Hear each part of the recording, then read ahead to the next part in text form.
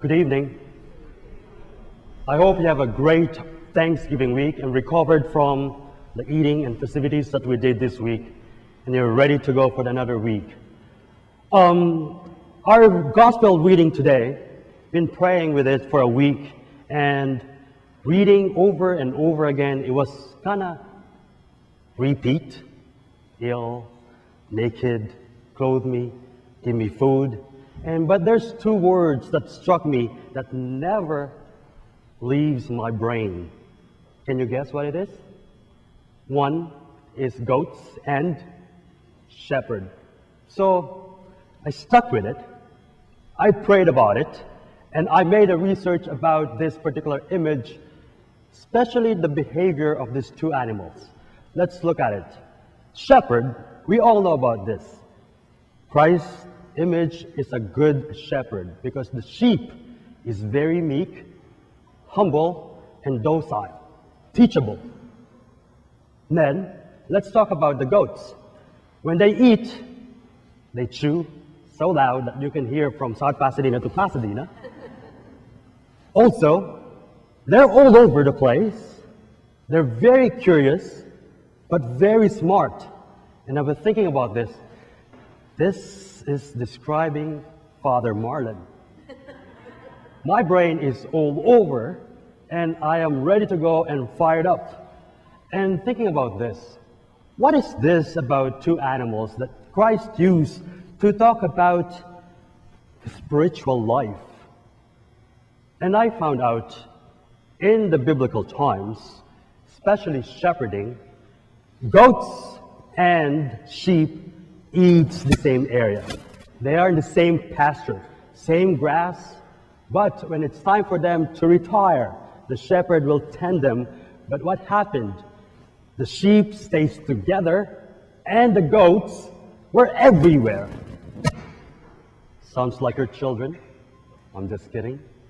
And I made more and more and more research about this because it's so fascinating. Because in life, we have this right and left, good and bad. This image has also been used in the story of the prodigal son.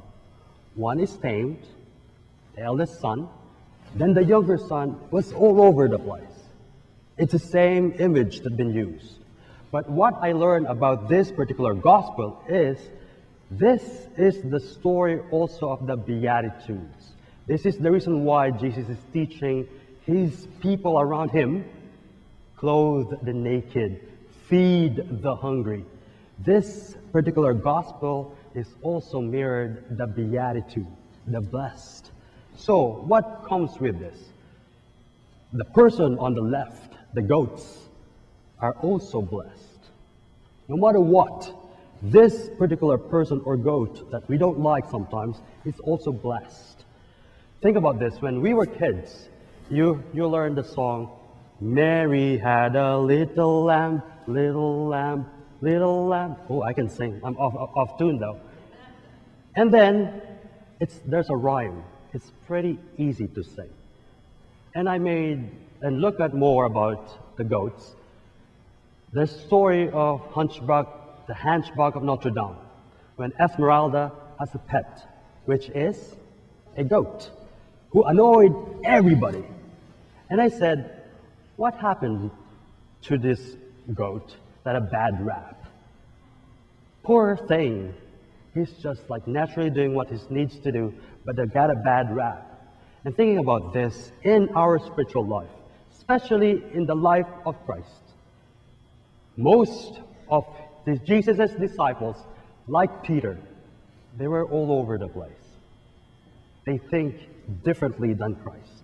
So what is Christ doing here? He is changing the mindset of the people around him. So for us, we are celebrating Christ the King today, the weekend before the Advent. What is it for us? I learned this. Lordship of Christ is not about power over.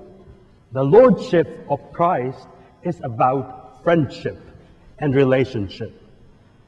Lordship of Christ is accessible Christ is a friend. That's why in this particular gospel, there's no judgment, whether you're left or right, whether you're sheep or you're a goat. What I want you to think about, especially this Advent, I want you to think of a goat-like behavior of yours. I have plenty. But I want you to think of a goat-like behavior of yours. I'm going to challenge you also to think a new behavior. That will change you to be a better person. And lastly, I did a wedding last Saturday in Chicago. And I flew in Friday. Before the rehearsal, a friend of mine, which we used to work in a high school in Chicago, brought us to a shelter. Believe me, I never heard this before. The bridal party went to a shelter where we serve the homeless. And this is what I learned. And I asked my friend why he did this. Because Marlon, when you were in Chicago and I was teaching, young people are so inspired in doing service.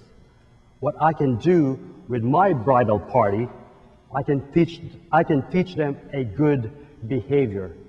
When there is a good behavior being taught, you can share that to other people and be learned. And he said, kindness, whether it's big or small, can be taught. And that's what I came up with that. And I said to him, I never realized I'm friends with saints until you experience this. So for you, or for all of us who are preparing for the coming or the Christmas, I ask you to think of a behavior, a good behavior that you can learn this Advent so you can use it in your everyday life.